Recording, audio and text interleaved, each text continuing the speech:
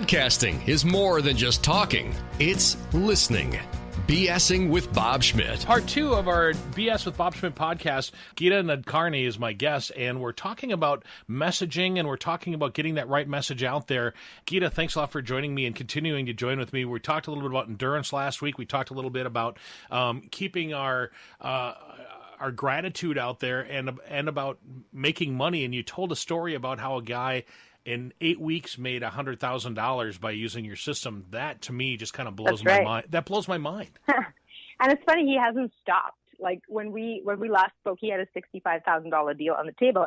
And what's beautiful about the whole thing is that, you know, for some people listening, $100,000 in 8 weeks is not a big deal. It's just that for him, this was something he had never done before. And that's important because we all start where we're at. And what is beautiful about what Stephen accomplished is that the opportunities that he leveraged to create that income had been in front of him the whole time. This is what's so powerful. What you're looking for is looking for you even harder than you're looking for it, which is a bit of a, mind fuzzle for some people. So all the opportunities that Stephen leveraged finally were right in front of him. He didn't see them for what they were because he had all these, mental blocks in his way, all these stories preventing him from seeing things. And you talked about how I'm a messaging coach, and yes, but you see how most messaging coaches work and all the books out there and all the literature out there and all the Google stuff out there. Messaging, the way most people understand it, is finding the words to express what you do. It's your elevator speech, the name of your program, your website, your web copy, your tagline, and that sort of stuff. And all of this, yes, is part of messaging. But to me, if that's where you live, if that is the only work that you do to find your true message, then the problem is that you're playing at the surface. You're finding words without doing the deep examination first. So it's like building a house on quicksand. You're stuck having to compete with everybody who's anything like you without getting really, really, really clear about the true value, the true outcomes that you create for your clients. So for example, we had somebody else, Michelle, who's a branding expert. She joined our program and she wanted to up level in a major way. And she was selling at, not enough money. Let's just put it that way. Not enough money. She was beginning to feel a little bit resentful, a little bit burnt out. And she was like, I know that what I do for people is so much bigger than branding, but I don't know how to express it. I don't know how to say it. She had, and everybody in our program goes through a version of this. It's the breakdown before the breakthrough. Everybody who is attempting this kind of up level, going from making just a few $1,000s a month or under 10, around between $5,000 and $10,000 a month, going all the way to now making $50,000 and $60,000 and $100,000 a month. That is a massive up level. There is a completely different way of thinking required. There is a huge amount of emotional stuff that comes up. And that is one of the reasons we work so deeply with people on a subconscious level while they implement the conscious strategic stuff in our program. We have mindset coaching every single week. We have, ongoing unlimited help desk for mindset. Specifically, we have self-hypnosis tracks that run in the program itself to help align the subconscious with the conscious, because that is where the breakthrough lies. And so what happened with Michelle is that first she freaked out. She froze. And what I tell everybody is you're not allowed to freak out and freeze. You have to hit the help desk because our deal is you're not a client. You're a success story. You're one of our success stories, which means we are 10,000% committed to getting you there. Hit us when you freeze. Hit that red button, like call us. Tell us what's going on with you. And that's what she did. So kudos to her for being vulnerable. We were able to reframe all of her limiting beliefs and show her exactly where she had gotten lost in the weeds. We got her out of the weeds. Next thing you know, she made her very first $8,000 sale. Wow. Just like that. It was right there in front of her. She had never been able to do that before.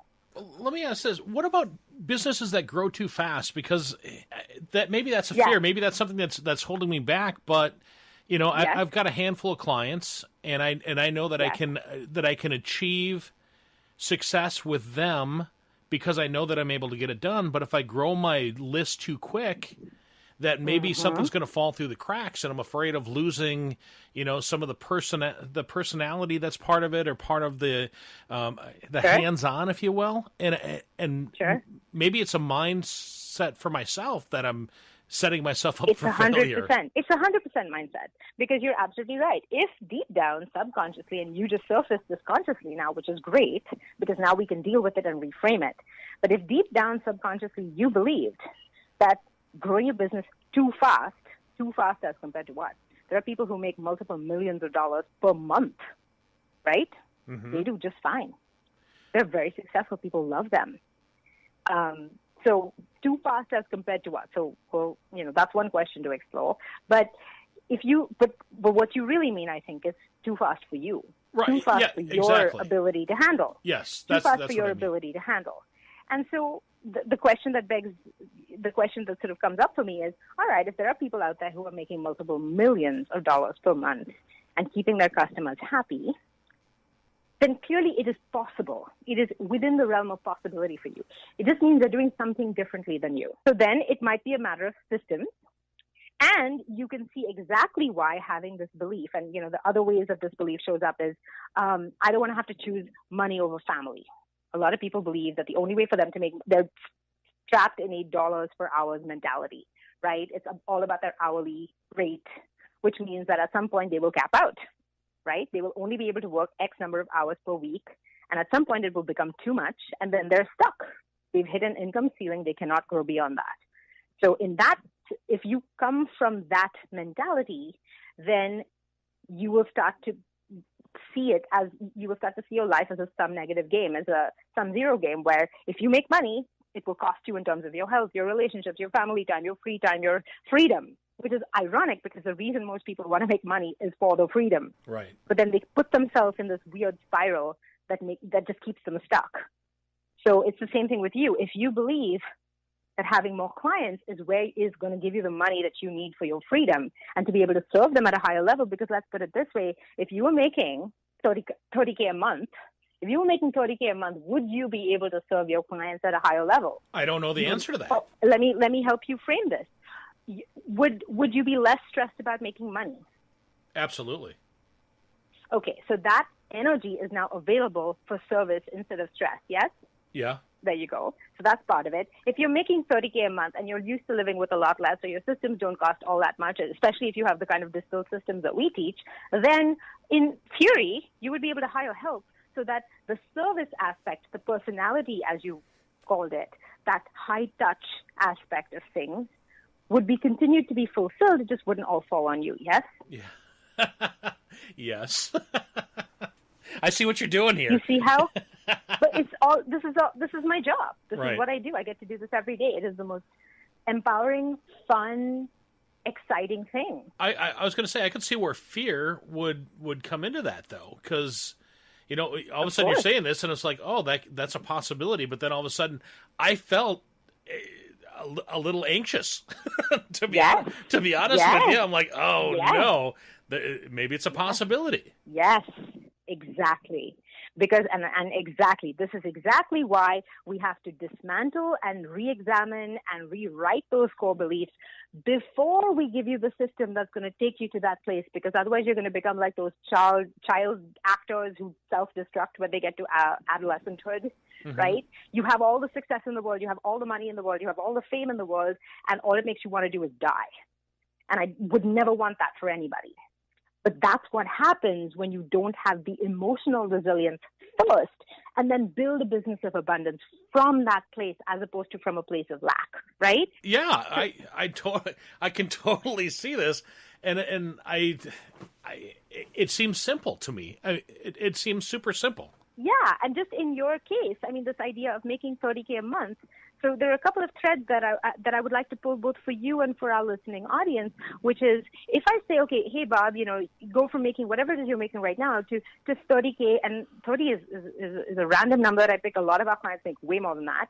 $30K a month, which may be unfathomable to you at this point. So there is an anxiety. What the hell will be required of me at $30K per month is the underlying emotion, 100%. That's exactly what I'm thinking. There you go. That's part of it. The second part of it is, oh my God, how will I possibly deliver on any promises that are worth that kind of money. How? I'm not sure I'm up for this. This feels way too threatening because you've been used to playing small. You've been used to playing small and safe. Now I'm asking you to step into your true power. I'm asking you to step onto a bigger stage than you've ever done in your whole entire life if you've never made 30K before in a month, right? That is what is actually required of you. If you step onto that stage with all of this anxiety bubbling inside you without any tools or coaching or help and support to help you resolve it and reframe it and then give you ongoing abilities to deal with it as it comes up, because it's always layers and layers and layers, then what will happen is you might hit that goal one time, maybe. It will bring all kinds of negative stories with it. And this is just your lens, right? That will be positive. You may not see that. You may not notice it. You may choose to ignore it. All of this stuff will come up, and then you'll be like, no, I tried it. I did it. I'm not interested in money. I bet you there's listeners right now who are like, yeah, I used to make money, and that sucked, and I was burnt out, and it cost me my family, and my marriage fell apart, and my health fell apart, and da-da-da-da. And that's basically the only way that money will ever, that's what money looks like. You think those people are ever going to make money? Well, no, it goes back to what we talked about in last week's episode, that as soon as you stop believing in something, that's when it starts to fall apart. Correct. That's when everything starts to crumble. And I'm thinking that if somebody's saying, well, the proverbial Schmidt hit the fan, once I did that, then then basically you've destined yourself to that, right? Correct. And it is literally your lens. How do you break out of that feeling then? How can you say to somebody that's listening right now that you can get into that $30,000 a year, or I'm sorry, $30,000 a month just by doing this? How do you break them out of that negative thought process that they have that leads them to think that they can't do it? Well, part of it is to do what I just did, which is to help them examine the emotions that lie under the holy crap, no, that first visceral tightening that you feel in your body, that you called it anxiety. I had this feeling of anxiety. So thank you for calling it. Thank you for being vulnerable enough to share that. Most people wouldn't necessarily share that, right? So if you share that, you put that out there, and you say, okay, that triggered me. So first you accept that this is something that your higher self, your soul, however you want to call it, however you choose to articulate it, your deepest, most knowing self has brought something up for you to examine. Now, again, I don't believe that this process is best done alone, because we all, myself included, operate in our blind spots. Like I said, I have multiple coaches for different areas of my life. I have fitness coaches, I have business coaches, I have mindset and relationship coaches. I have no shame or anxiety around hiring help to get me to see what I am unable to see because I am way too close to the problem. This allows me so much ease, so much relaxation. It allows me to break out of this place of self-judgment, and a lot of suffering for high achievers especially comes from, so first of all, there's the layer of, damn it, I don't have this figured out already. Why don't I have this figured out already? I should have had this figured out already. Why am I even feeling afraid? Successful people don't feel afraid. Successful people somehow power through it, and why am I paralyzed? So not only are you paralyzed, and there's this, the obstacle of that, but now you're adding layers of suffering with all the stories that are stacked on top of it. To have somebody to peel back those stories and give you the tools with which to breathe again, with which to look around again. They basically, how when you get very, very adrenalized, you have tunnel vision. Oh yeah. Everything, or your peripheral vision just melts away. It's all you can see is that one focal point. That is what people who are afraid, and that is what people who are stressed and anxious, that is what their lives become. Now, when you're in that place, you also have less control than you ever would in other situations over what it is you choose to focus on. So not only is your vision very, very narrow, but now you may focus it on the wrong thing, i.e., I'm never going to make it. There's that self-doubt again, Self-doubt, imposter syndrome, the most successful people in the world, the Oprahs, the Kate Winslets, the Maya Angelou's of the world, all have imposter syndrome. everybody who is attempting any kind of up level. So here, you wanted something helpful for our listening audience. Here it is. Anybody who's attempting any kind of up level. So you have two choices. If you've been the kind of person who rests on your laurels, if you're like, hey, I was a successful person once upon a time, and I had this XYZ success, and I've kind of been coasting on it for the rest, for now, and this is my choice. I'm going to continue to coast on it for as long as it will let me. That's one choice. The other choice is, I had the success, I've been coasting on it for a bit, and now I'm ready for the new thing. Now I'm ready for this whole other level of game, of play, of excitement, of abundance, of whatever. That's you leaving your little hermit crab shell that you're comfortable in, that you feel safe in, that you feel competent in, and being butt naked in public, waddling across to the new shell. That is freaking terrifying. And if you didn't feel scared and didn't feel self-doubt, then you're not connected to your feelings, quite frankly. Because there ain't nobody who is emotionally sound in this world who doesn't get completely terrified in that place. Doesn't matter how much money or success they've had in the past. The way that you just explained that is the way that I explained when I was on the air every day. Because I used to do a 3-hour radio show every single day. And somebody said, it'd be easy to get up there and do that. I said, no, basically you're exposed.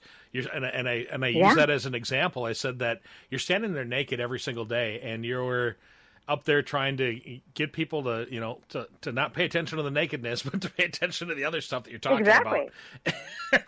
And so it's kind of nice to hear you say that and put it into that term. Let me ask you this, Geeta: how did you get the knowledge?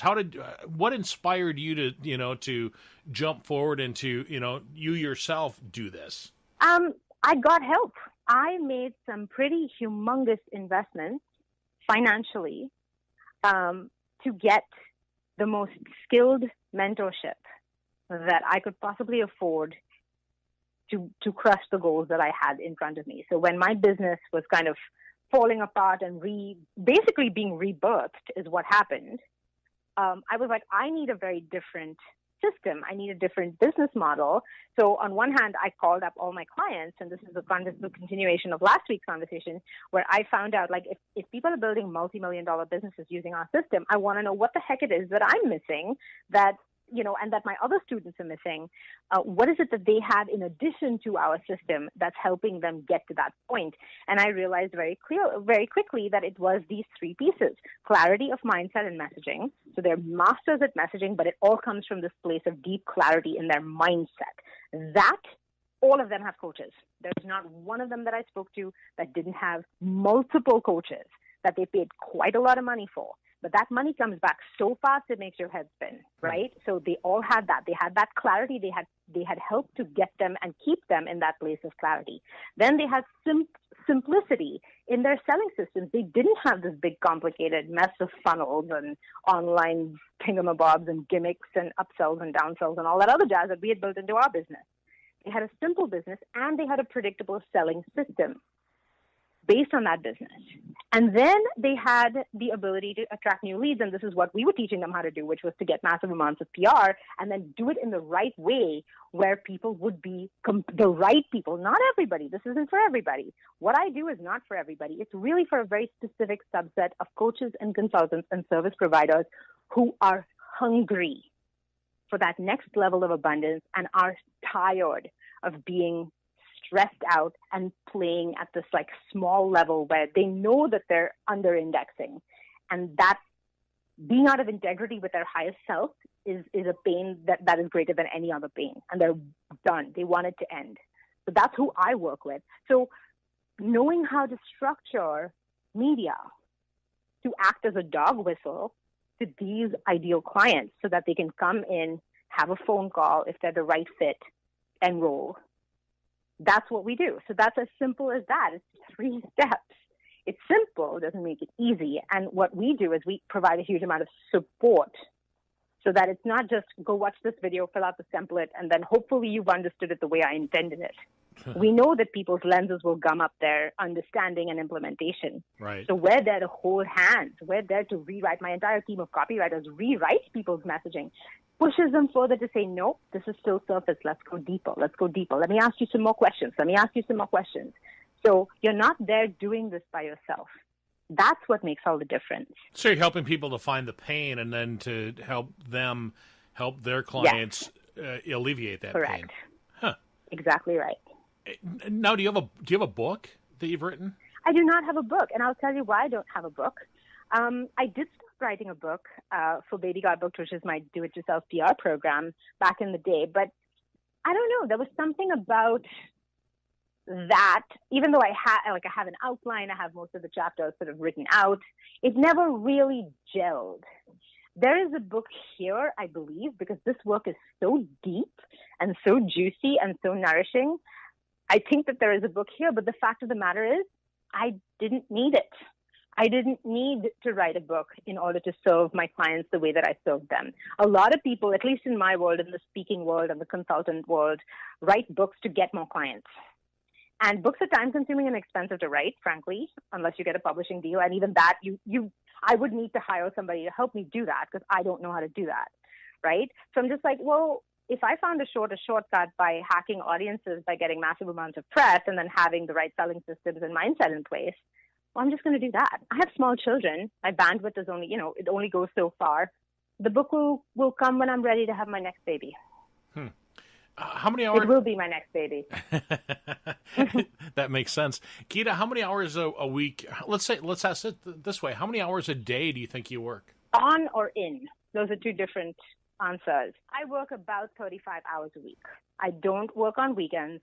I don't work on on evenings either, unless we have something very specific or a big special project, and that's a very, very finite amount of time, or there's a big tech issue or something like that. Otherwise, on a day-to-day basis, I don't. We actually turn off our phones when our kids come home, and our 6-year-old is allowed to shoot us with Nerf guns if we use our phones during family time. So we have accountability built in.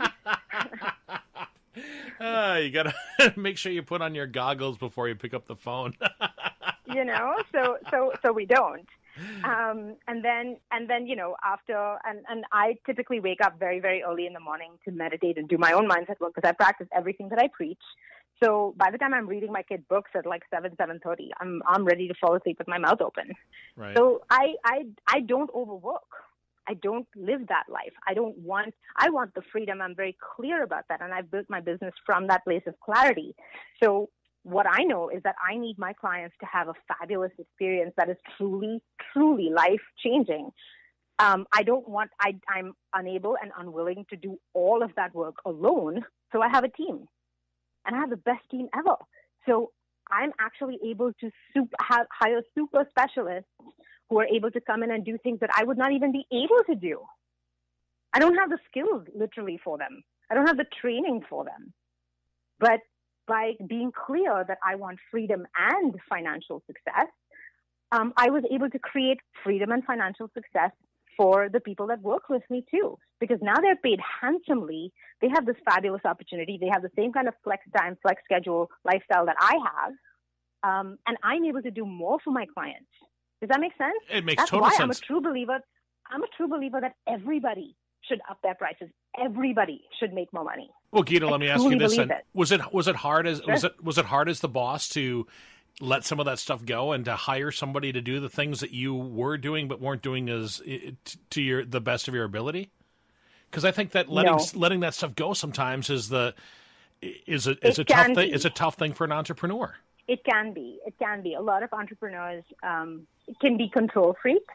But again, that control comes from a place of fear. It comes from a lack of trust. The opposite of control is trust.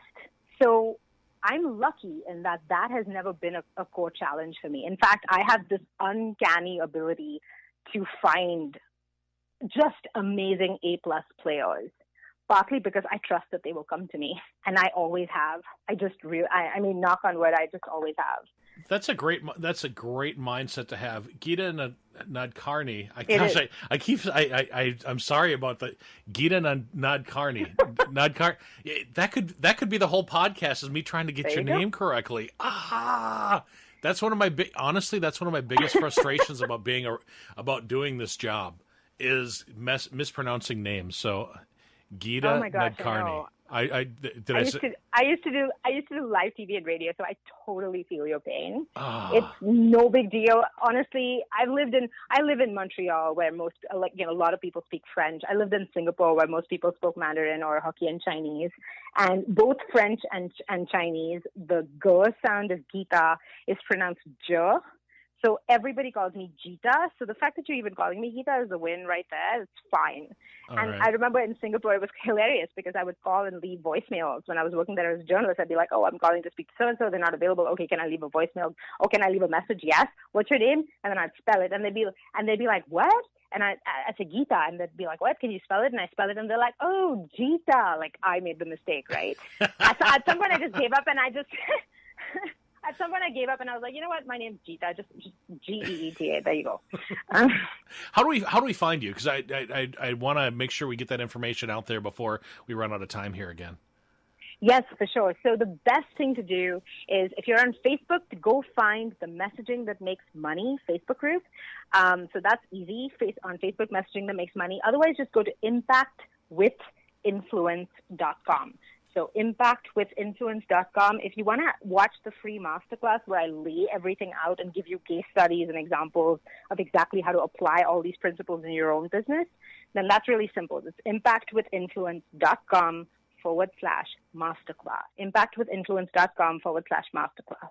impactwithinfluence.com/masterclass. Right? Exactly. Geeta, thank you very much for taking your time and spending it here with us. My pleasure. It's the BS with Bob Schmidt podcast, talking entrepreneurship, business, and marketing.